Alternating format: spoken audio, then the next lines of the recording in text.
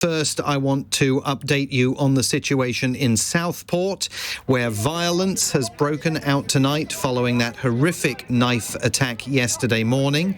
Merseyside police say that a large group of people, who it says are believed to be supporters of the far-right English Defence League, have been throwing items in the direction of a mosque in Southport.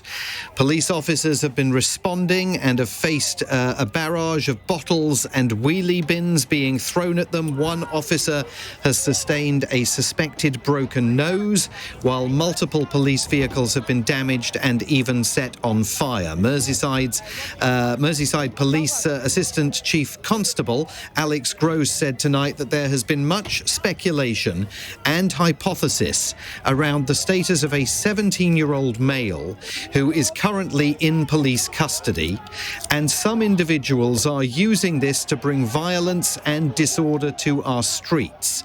Alex Gross, the Assistant Chief Constable of Merseyside Police, goes on to say, "We have already said that the person arrested was born in the UK, and speculation helps nobody at this time.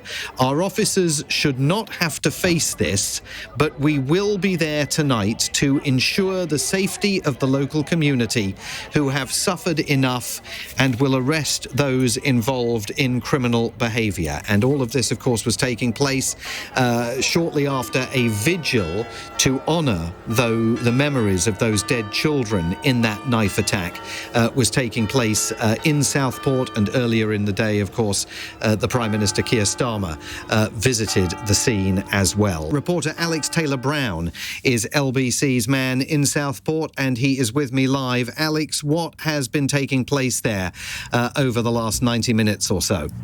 Evening, Simon. Yes, well, you may just be able to hear the police helicopter in the background above me here.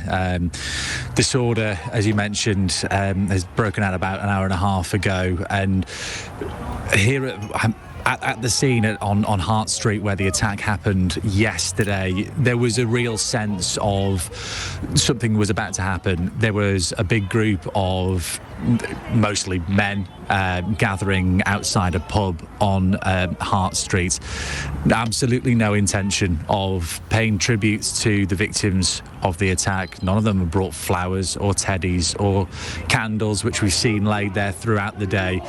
They were there in, sort of typically what you'd see maybe football hooligans wearing in terms of the jackets, and then putting on balaclavas and masks, and then they sort of marched towards St Luke's Road, which is just a bit further up from Hart Street to where the attack happened. And as you described, Simon, a police riot van has been set on fire. One police officer at least has suffered a broken nose. We've seen images on social media of officers in riot gear with the shields, with the batons, trying to push the group back away from a mosque on St Luke's Road. Fireworks have been set off, bricks and bottles have been thrown, and the group were heard to have been chanting "No surrender, whose streets are streets" in English, "till we die." And as you mentioned as well, police believe there are members of the English Defence League involved. Assistant Chief Constable for Merseyside Police Alex Goss says it's sickening to see this happening in a community that's been devastated by the tragic loss of 3 young lives. And that statement, Alex, by the Assistant Chief Constable, I mean, he again emphasised to members of the public that some of the reports surrounding the detention of a 17-year-old man in Southport are incorrect. There are inaccurate reports out there, and obviously the concern is that they may be fuelling this very febrile situation on the city's streets.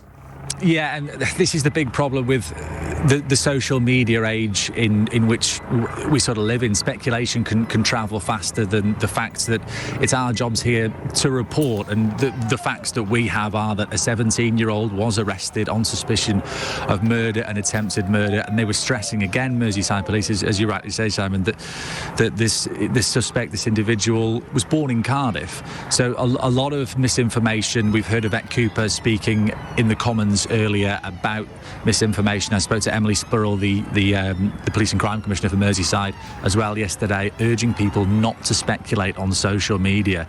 But as I say, the group that are gathered on Hart Street, you could tell. I've been there since early hours of this morning, all through the afternoon. It's been a far cry to what we're seeing now, where it had been very emotional, very somber. People coming to pay their respects, people coming together, strangers hugging each other and asking if they were all right. These people, not representing the community of Southport, which I've been speaking a lot to the last day or so.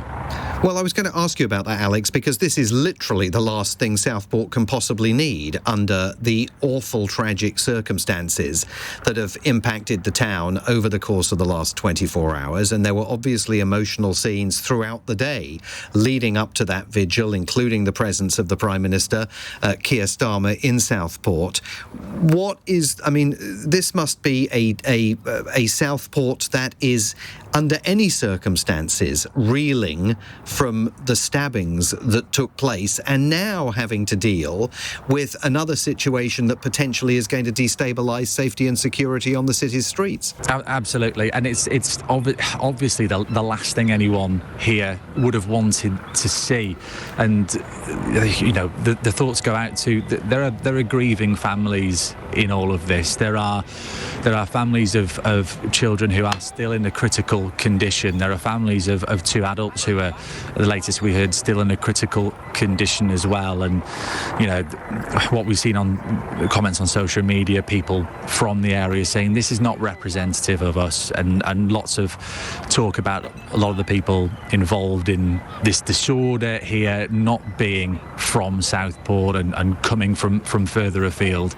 It was a lot busier this evening down at the scene than it was at the similar time yesterday. More cars had turned up. We obviously had the vigil in the town centre in Southport, which was again very moving and very quiet. And it was following that we'd heard talk about some sort of gathering, some sort of protest, which was being described at about 8 o'clock, and it was pretty much bang on the mark that this started, that they gathered outside this pub and marched up towards St Luke's Road, fireworks being set off, and that's where the disorder has stemmed from, Simon.